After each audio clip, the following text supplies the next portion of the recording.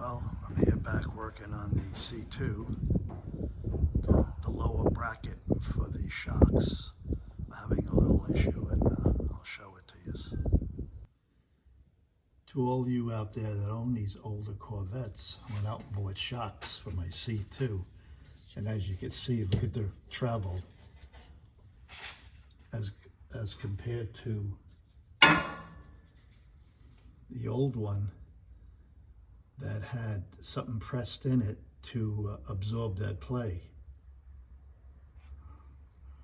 Again, the people that were around back in the day making these products were familiar with these cars, and today I guess they're not. So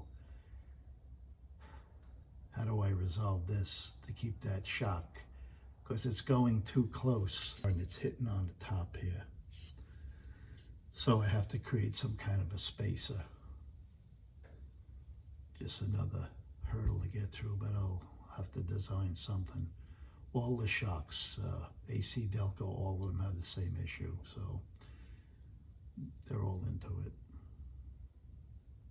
Any ideas?